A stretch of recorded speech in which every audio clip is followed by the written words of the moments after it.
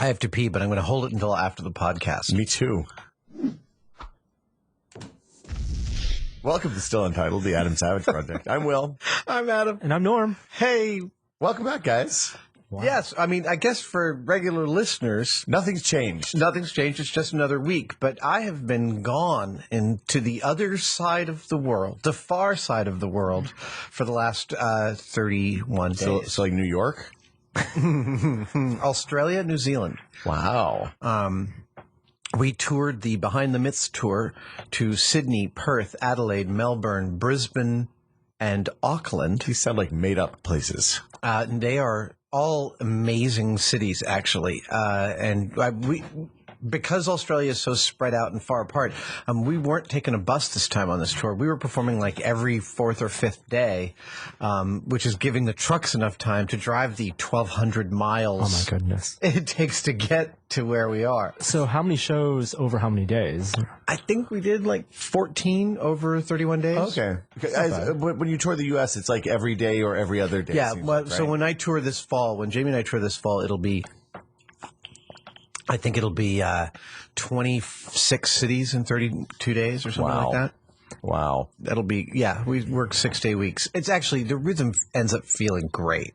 Well, because you just do a show and then you get on the bus, go to sleep, and wake up the next morning, you're in a new town, right? Right. And like I did last year, forcing myself to get out every day and see something and photograph it and write about it was a really important practice. And I know I didn't do that a lot in Australia, and I'm sorry for the lack of updates. But this, and perhaps another subsequent podcast, should serve as a kind of a review of how it went, and I'll have some pictures to support it. Okay, so first things first. Yeah. How many deadly animals over the 32 days did you see? That's what everybody asks. Encounter. Yes. Did you see any drop bears? I got fooled by the drop bear in my first interview. Really? Yeah. Oh, I'm so sad. I didn't know about a drop bear. Oh, yeah. What's a drop bear? Drop bears, you got to watch out. They fall into your car, and they're deadly animals. It's literally like a snipe. It's an Australian rigging of the tourists. Wow. And so I did this morning zoo show, and he's like, "How many drop bears?" and blah blah blah. And I was like, "I don't know how many I don't know how big drop bears are." And he's like, "Oh my god, I fooled Adam Savage into thinking they was drop bears." Now I realize I'm doing a Kiwi accent there. Sorry, I got all mixed up with my accents while I was down under. There you go. There's an orca. You just got to chew the vowels and the consonants in the back of the mouth there. And then in Australia, there are distinct accents in each part of the country. Well, of course, everywhere there's distinct accents. Yeah, no, I know. We just don't hear them because we're, we really don't savages. Hear them, but boy, they're unique all over the place. It's quite fascinating. When you sent the trucks, this is a weird question. When you sent one of the things that always blew me away about Australia is they do 3 and 4 deep tractor trailers through like the central part of the country. Right. And I like that is I know that it's a big, then there's lots of empty and there's not much traffic, I assume. But an 18-wheeler with 4 trailers on it seems just reckless and wild and out of control. Except that there's almost nobody on those roads, from what I understand. And the distance between gas stations is so great that passenger cars pretty much don't make the trip because you have to bring extra fuel. Wow, really? Yeah. You're driving just between cities? No. Or from across the middle? Across the middle of Australia through the sounds like a good challenge. Through the deserted part, you actually we should have go to do bring that. Wow. extra fuel. I keep turning Norm's up, thinking it's me. Was that you? Let me say from the get-go that. And I told the Australians I would keep their secret, but I'm blowing it right now. Australia is a beautiful country. Of course, it has to be, right? I was not prepared for how beautiful it actually was. And look, we live in San Francisco. It is a gorgeous city. And we think of it as like a city on the water because the water is part of every view and the bridges are part of the lore and the physical layout of the city. But not like Australian cities are part of the water. They are deeply in and of the water with little ferries that run everywhere and waterways and houses running. It's like Sausalito everywhere. The density of San Francisco, but it looks like Sausalito. Yeah. Right? That's so in every city. Water. Brisbane is beautiful. Melbourne is gorgeous. I mean, everyone knows Sydney, which is also magnificent and incredibly varied. Like San Francisco, there's a million different places and microclimates and stuff. And the people were ridiculously friendly. Like I look, I don't know. Maybe it's just going to a country with like healthcare and reasonable minimum wage, but everyone is so nice, and there's just I don't know. I didn't hear a car horn for the entire time I was there. But how did they let the other people know that they were driving poorly? It was a really a great grand tour of Australia. So let's do chronological. What was the first city you went in? What did you do in that city? I think you did a show there, Norm. Actually, no. Oh, I landed. We landed in Sydney, where the rest of the crew went off to was Melbourne. Or I'm having trouble remembering the order, but. Oh, that's the shop next door. Your next door neighbor has a table saw, it sounds like. Oh, okay. Yeah, he's could be routing, I think. Oh, yeah. At any rate, we flew into Sydney a few days early, my wife and I, to get over jet lag and to see one of our best friends, Alice, who lives in Sydney. And we hung out with her as much as she could stand us. We kind of like, do you have plans today? Great. Do you have plans tonight? Great. Do you have plans tomorrow? And so she took us around to some great stuff. She took us to the hipster neighborhood in Sydney called Newtown. Okay. And there's a beautiful Camperdown Cemetery. I wrote about that in the blog post. And then we did a bunch of press, a full day of press. And then that night we went off to Melbourne, I believe. And in Melbourne, we did our first performance of the show. And interestingly enough, the Australian crowds are a little quieter, I think, than American crowds. Like more respectful. They don't know when to cheer or how loud to cheer. It's not respectful, and not to say that they were disrespectful. It's just I think it's less of a thing to yell at a concert. Huh. You know, it's like, we're here at a concert, and so we're going to watch it. Right. There's a notable thing in the U.S.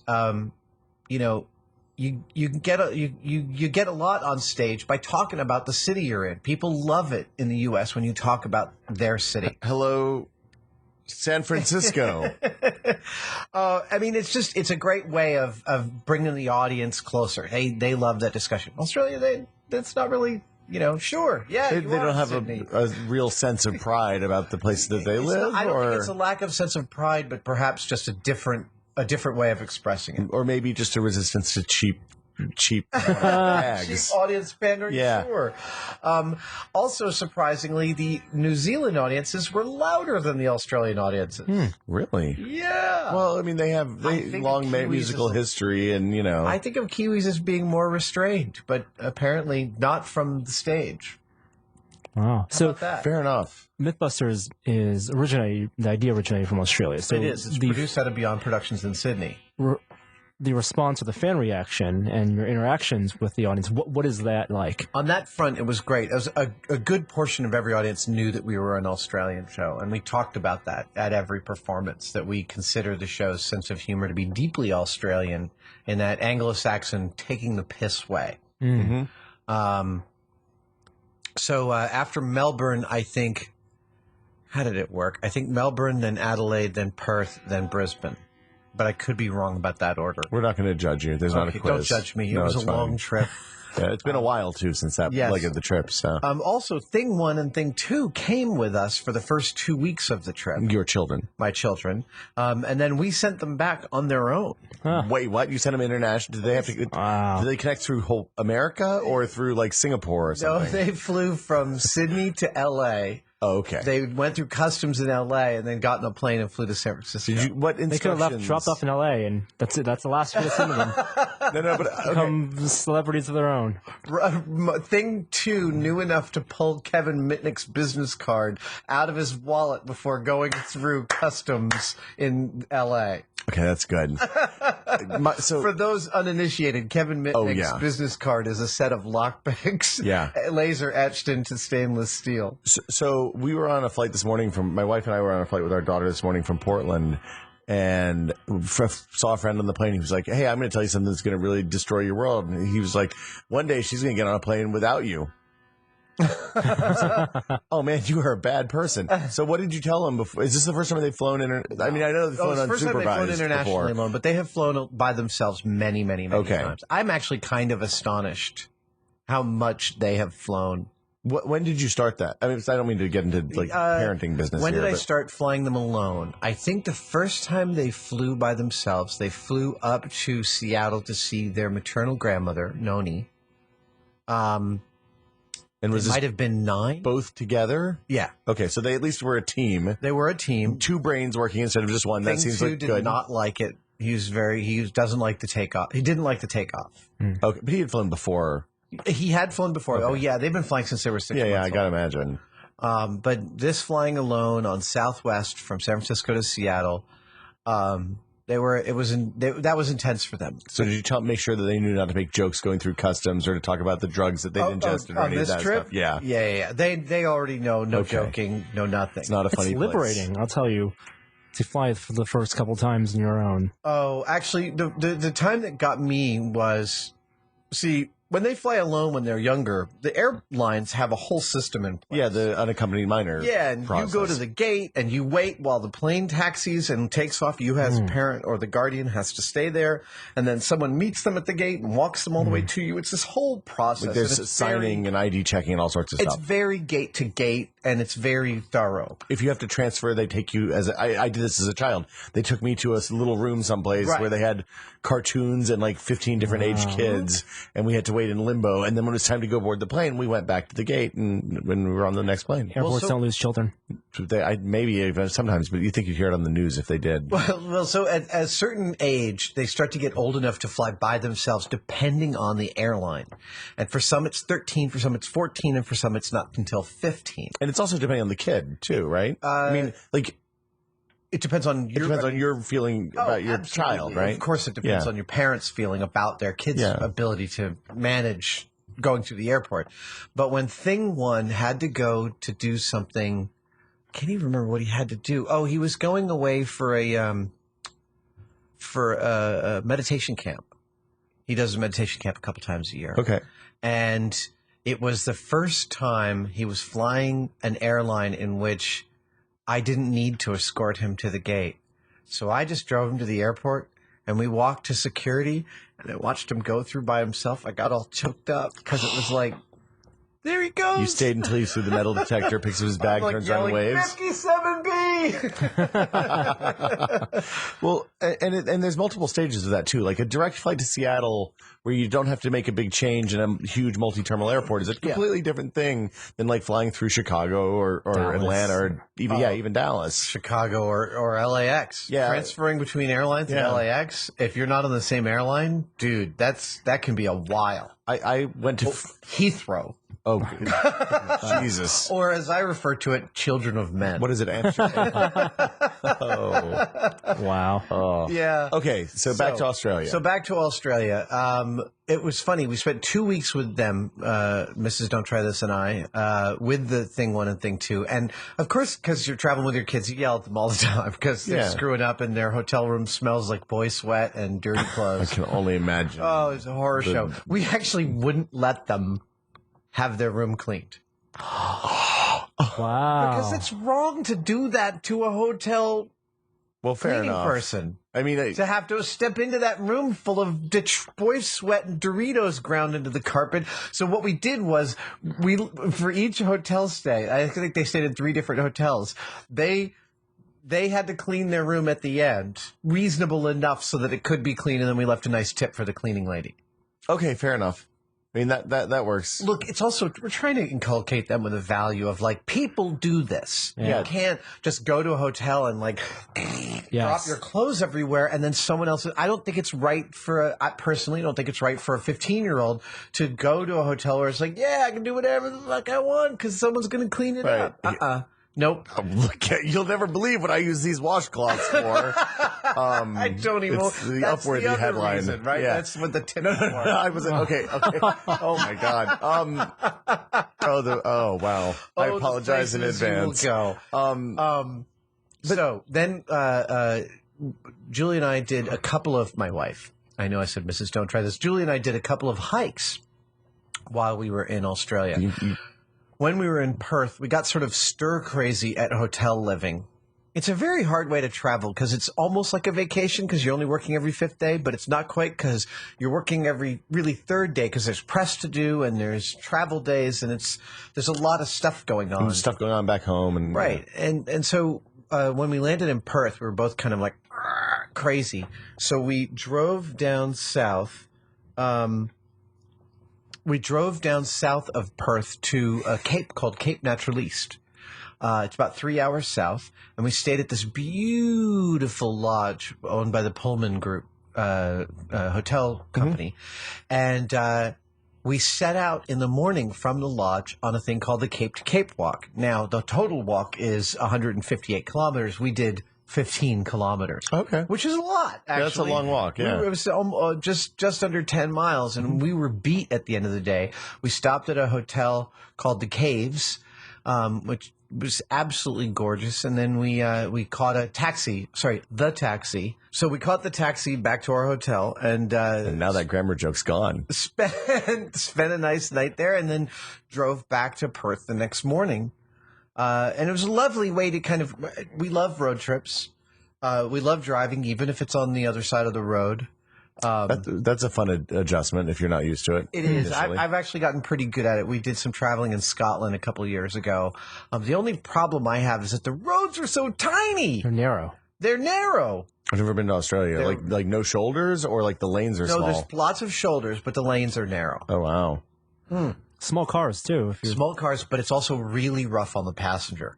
Oh, because I'm sure as you're the driver, when you're hugging the middle lane, it's your inclination to kind of be able to see the line, but that puts the driver into the verge, as it were. Yeah. So we both, as passengers, were like, yeah, gnashing our teeth and freaking out. There was a lot of that. And then the second hike we did was in Auckland. We took the ferry over to Waiheke Island, which is a beautiful, beautiful island, about a 30-minute ferry ride, and with a gorgeous hike. A bunch of gorgeous hikes. It's a really big island. We only got this one 4-mile loop done, but we were. How does this work? We were 3/4 of the way done with the loop, and we were thinking, well, we could go to the town, which will be another hour and a half before we get back to the ferry, or we could just head back overland. And we could head back overland, and it's 1 hour back to the ferry. And then Julia looks at her watch, and she says, when will the ferry get here? And I said, it leaves in exactly 31 minutes. And she's like, I think we can make it. I'm like, back to the ferry. So we get back early, and she's like, come on. And by the time we decided, it was 28 minutes. So you made a 1 hour walk in 28 minutes? Uh-huh. Oh, we done. ran. It was such a thing. So it was this thing where we cross-country running over a hill where we see the ferry coming into the harbor, and we're running along the path. That's some amazing race. Oh, it's totally awesome. You need a Mark Burnett score for that. It's just true. boom, boom, boom. Where's Phil Kogan? Of the reality shows, Yes. that would be the one I would want to do. Yes. No, Seems it's like a good fantastic time. show, and he's a wonderful, wonderful host and producer. He seems like a charming man all He around. is. I've spent an afternoon with him once. Oh, cool. With him, Padma Lakshmi, and Heidi Klum. Was this? I remember this. Yes. Yeah. I was doing some Emmy press in LA a couple of years ago. That's really funny. That's right. Very strange group. Reality show. All very, very intelligent, super smart people. Just not a group I ever expected myself to find It's like chatting within a green room for an hour and a half. Heidi Klum, Adam Savage, Phil Kogan, and Padma Lakshmi are in a boat. Guess what happens next? I've been reading a lot of Upworthy while I was gone. right. I'm kidding. Okay, so a couple of hikes, couple of good hikes. Couple of good hikes, lots of good driving. Oh, driving, yes. So I buried the lead. In New Zealand, I wrote to my good friend Greg Broadmoor, who's an amazing designer of the Dr. Groardboard steam comic books. Love those. And They made actual props that you can guns buy. and They've been in video They have games. jackets, and they have their video games and stuff. And Greg is an amazing designer, also designed all the weapons from District 9. Yes. I'm a big fan, and he's become a good friend over the years. And I wrote to him and said, I'm coming. Can I come see Weta? And he said, absolutely, or absolutely. That was a terrible cue. Never been more jealous and ashamed simultaneously. It gets worse. So I also know Richard Taylor a bit, and I'd seen him at Comic-Con this year and told him I was coming down, and he said, that's excellent, we'll be there, so come on down.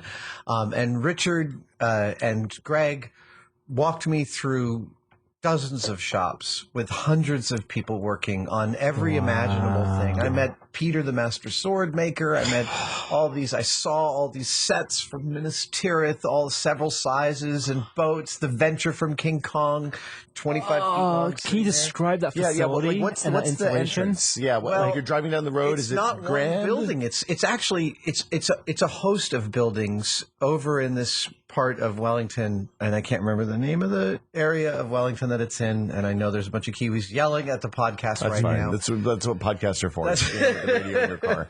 But it felt very much like Industrial Light and Magic when I first got there in the late 90s, which is Industrial Light and Magic used to be both sides of Kerner Boulevard in San Rafael here.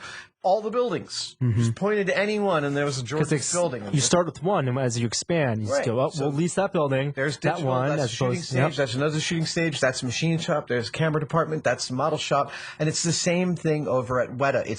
There's a compound, a main compound, and all these buildings are nondescript. Yeah. Of course, you get in the cab, you say, I'm going to Weta workshop, and they're like, oh, okay. They know exactly where that is. Yeah. But it is just building after building after building. And it was so satisfying because I lament the loss of Industrial Light and Magic's model shop. Those folks, the men and women that I work with there, they formed me in a significant way. And it felt like going home. The people at Weta could not have been nicer. There are a lot of fans among them and a lot who just know my skill base and know where I come from. Yeah. So it was every conversation was, as someone once said to me, started in the middle.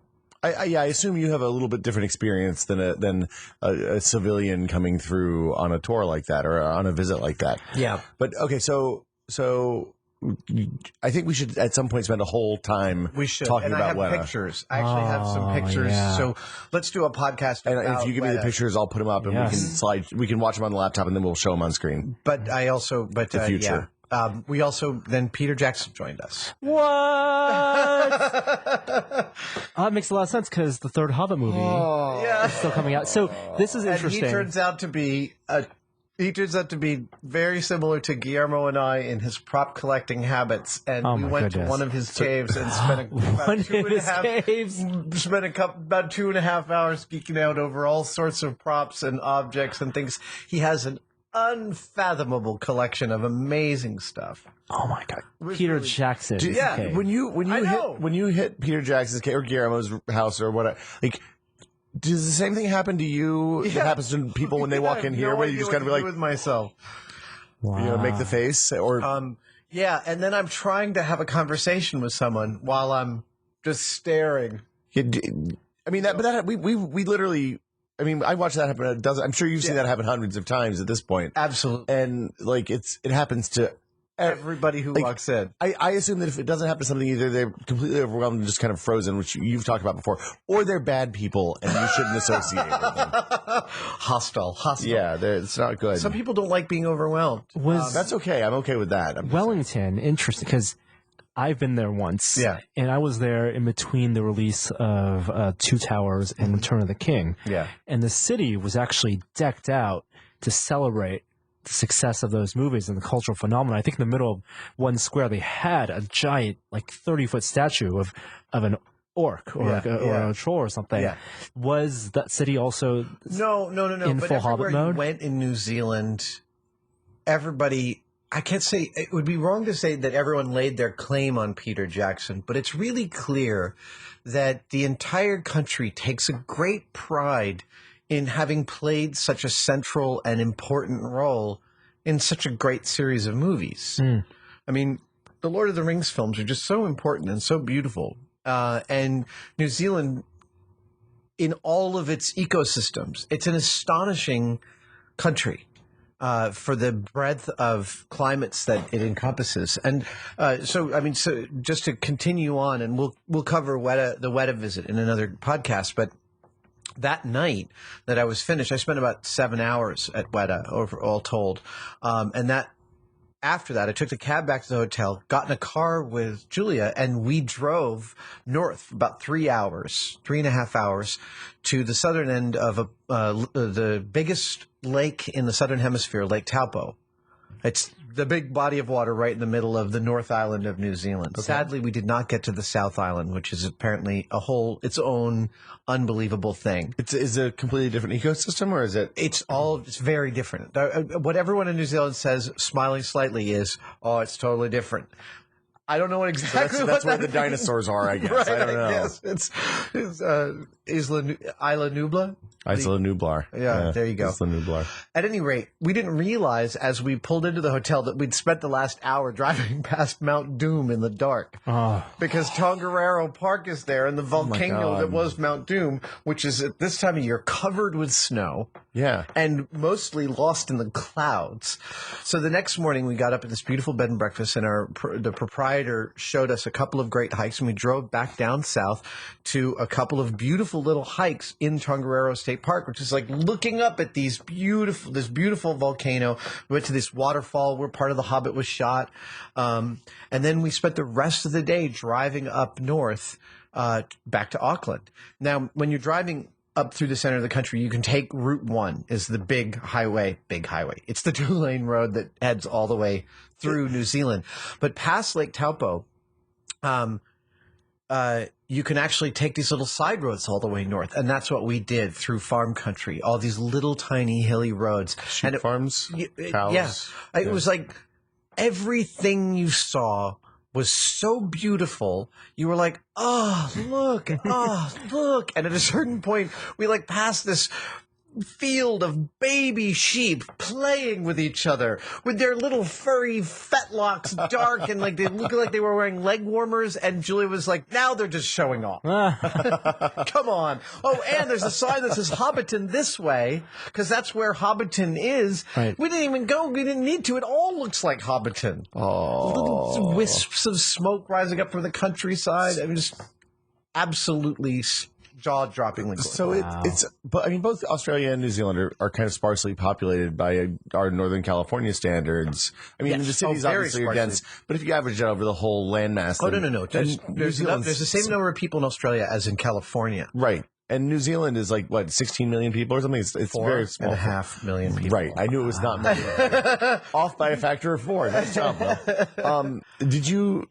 Like, I find when I go someplace, when I go back to, visit family in rural parts of the East Coast, which is still much more dense than that, I kind of have like almost space shock, like the crush of humanity coming back on me when I come to San Francisco, which isn't a super duper dense city by like Northeast standards. Did you have any kind of? The culture shock I had coming back was actually just, I really found the populace of New Zealand and Australia, both from a direct audience interaction point of view, from a meet and greet point of view. We have meet and greets after every performance, and then from the indirect of just walking through all the cities, because we went walking everywhere. We went to really good food. We had great. I'll tell you, the hamburger has been brought to a high art form in Australia, and I'm not being facetious.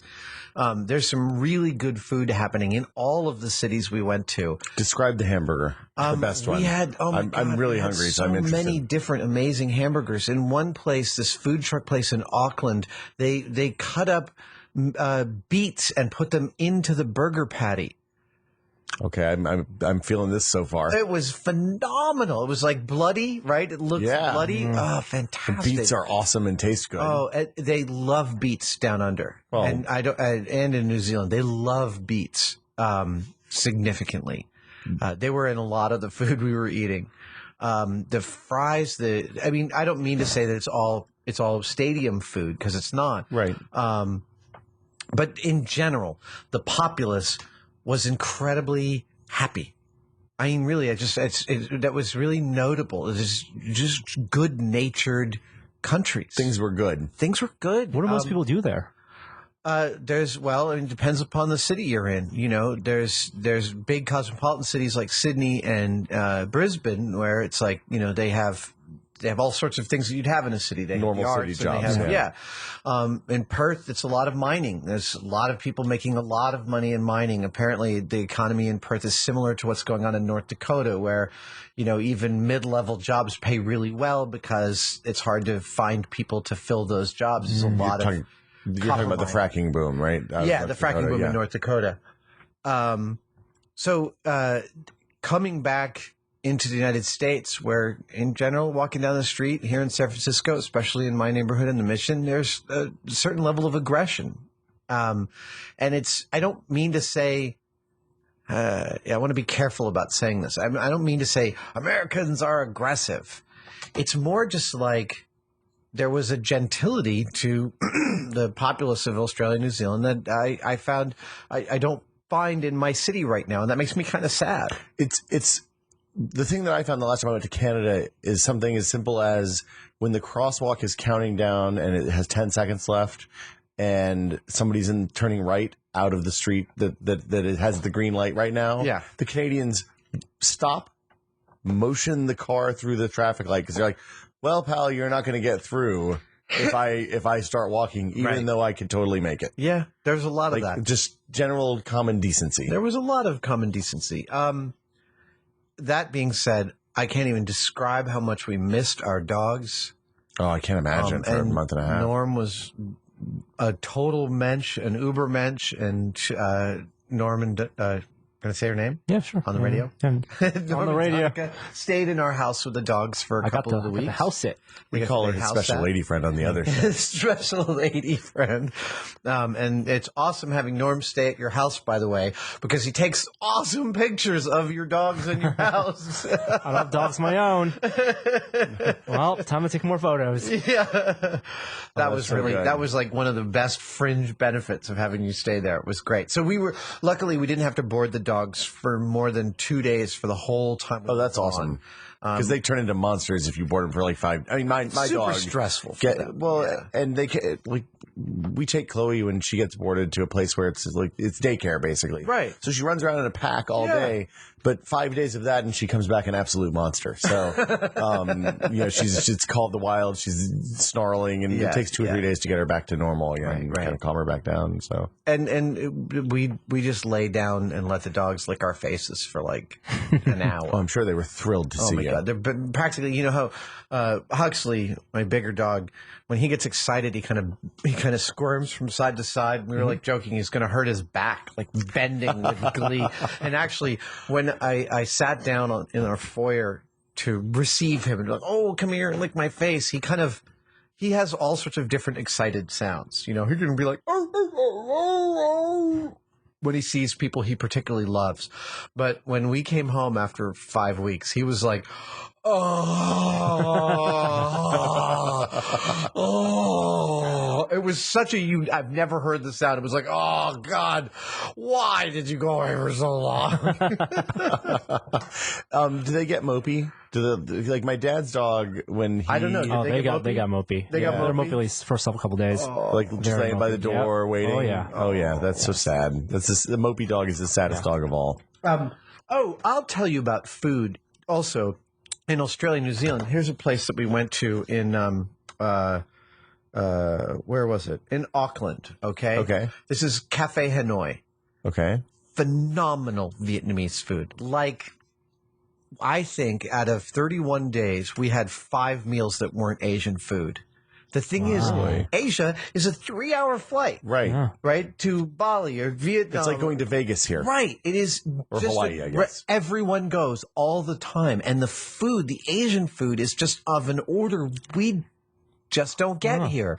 Things were just unique and different. We discovered this, we had this dish we hadn't had before. It's Vietnamese called ban siu, which is like it's like a pancake, a battered pancake with pork and shrimp and cabbage, and it's fantastic. Really, really delicious. We came home, we made it. Oh, We really? made some. Yeah, Like yeah. look at recipes We and found a recipe, and it's a little like okonomiyaki, except with no egg. There's no egg in the batter, so it cooks so totally. it's just like flour and water and cornstarch. I think so, and I can't remember the actual ingredients because Julia mixed that part Yeah. up. But what you do after you make this pancake with mung beans and shrimp and pork and some seasoning, is you then take a thing of lettuce. A leaf of lettuce, and you put the bit of the pancake on there with some mint, and you dip it in this sweet sauce and eat it. Oh, it's phenomenal! Oh, and that it was sounds like good. every Asian meal we had was like introducing us to a new type of cuisine. It's that's fascinating. That like my favorite thing about going outside the country is food because it's a completely different experience everywhere you go. Yeah, and really also not realizing like, oh right, Australia's sitting right there under the Philippines and all of Asia, so it's going to have some really different takes. Did you have? We had food one tips? dish that what's that? Oh no, go ahead. We had one dish that totally floored us, which was Korean fried cauliflower, which was like, I like all of those things. yeah, which was like, how do I describe this? Picture a tempura tempura style fried cauliflower chunks in a not a heavy batter, but a very well covered batter, drowning in a beautiful, not too sweet sauce. Are there air pockets And yet, inside? no, not Okay, much. okay. And yet still crispy in the sauce. Oh, I didn't even realize I was eating a vegetable. Huh.